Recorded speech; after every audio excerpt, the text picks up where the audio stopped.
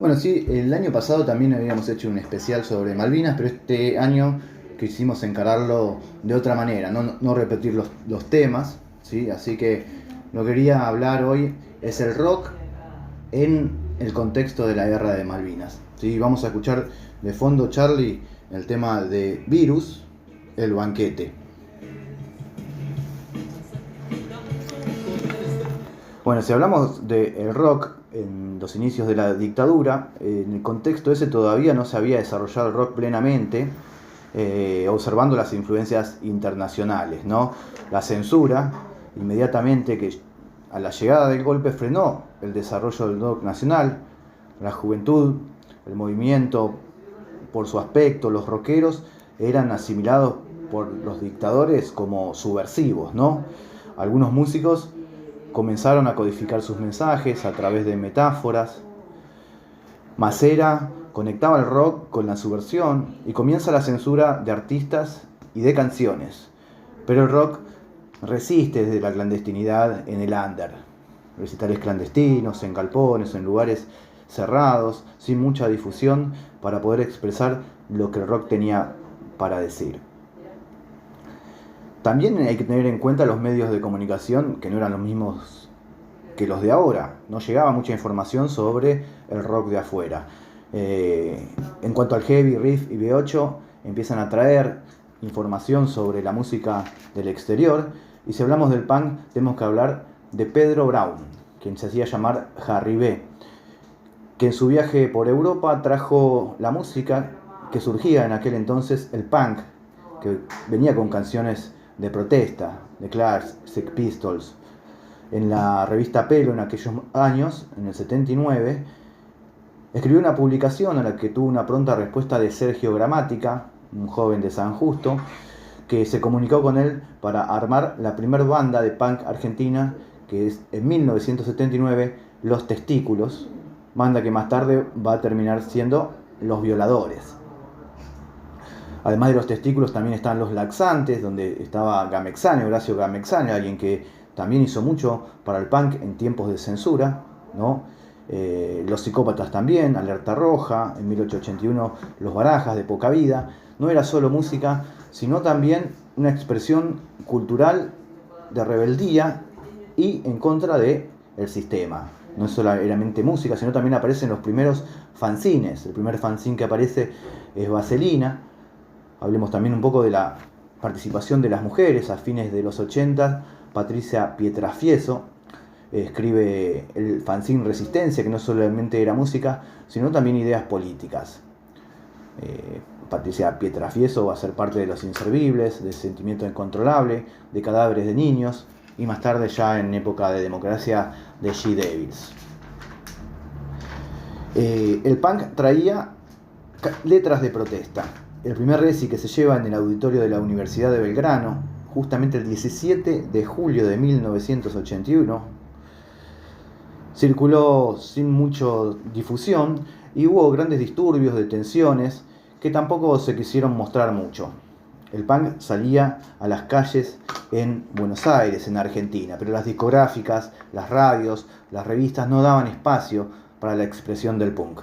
Recién el primer disco punk que se va a editar es Los Violadores, de Los Violadores justamente en el año 1983, ya en democracia. Bueno, como decíamos, el inicio de la dictadura, en la etapa de Videla, hubo un fuerte control sobre el rockero. Pero desde 1981, ya bajo la presidencia de Roberto Viola, dictador militar también, el gobierno intentó mostrarse un poco más abierto al rock. En 1982 se da la llegada de Queen, ¿no? Que toca en Vélez Sarsfield. No me digas eso. ¿Sí? Bueno, los de Queen se reúnen con Viola, salvo Roger Taylor, el baterista. Roger Taylor, que no quiso reunirse con el dictador, ¿sí? Pero poco después se iba a iniciar la guerra de Malvinas, ¿no? Y con el inicio de la guerra de Malvinas, el rock en inglés se prohibió, se suspendió. Ya no podía pasarse en la radio rock en el idioma inglés. El efecto de esa censura paranoica desbordó en favor del rock nacional. Tal vez una estrategia demagógica para empatizar con los jóvenes que necesitaba el Estado dictatorial para enviar a la guerra.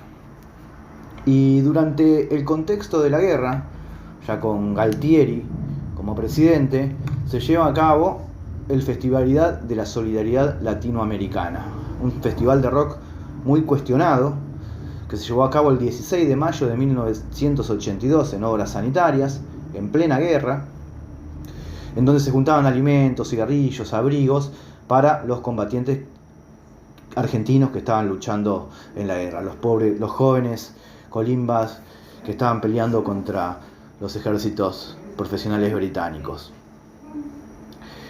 Participaron muchas bandas, pero algunas se negaron a participar. Entre ellos, justamente, estamos escuchando Virus. Virus fue una de las pocas bandas que declinó la invitación al Festival de la Solidaridad Latinoamericana porque consideraba que era un evento en apoyo al gobierno militar que marcaría un antes y un después para el rock argentino. El rechazo del grupo tenía que ver principalmente con la desaparición, decimos entre comillas, desaparición, en época de dictadura, de Jorge Moura, hermano de los músicos Federico, Marcelo y Julio, que era militante del Ejército Revolucionario del Pueblo y lo habían hecho desaparecer en la etapa de la dictadura. ¿Se entiende claramente por qué ellos no querían ser parte de ese festival? ¿Sí? Otra de las bandas que no participó fue Los Violadores. Pero muchos artistas decidieron ser parte de ese festival, ¿sí? Por eso se planteó un debate sobre quienes participaban, ¿no? Con qué intención lo hacían, pero muchos artistas utilizaron el espacio abierto que se dio el gobierno militar para expresar aquello que no podía decirse. Aprovecharon a cantar esas canciones que la dictadura había prohibido. León Gieco cantó Solo le pido a Dios, Sui Generis cantó Rasguña las piedras, y el recital cerró con una canción de Porchetto, ¿sí?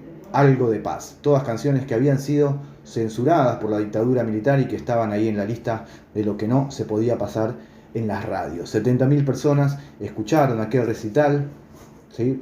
En un momento en que ya la dictadura militar estaba cayendo y no podía frenar esa expresión de los artistas en pos de decir lo que sentían, ¿no?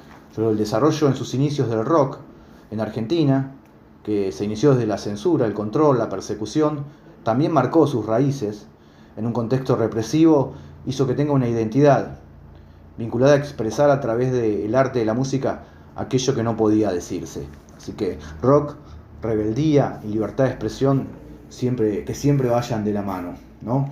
Bueno, decíamos justamente Los Violadores tampoco decidieron no participar de aquel festival, ¿sí? Ellos, ideológicamente opositores de la dictadura, compusieron un tema con referencia a la guerra de Malvinas que vamos a escuchar ahora, que se llama Comunicado 166, que pertenece al disco ¿Y ahora qué? ¿Ahora qué pasa?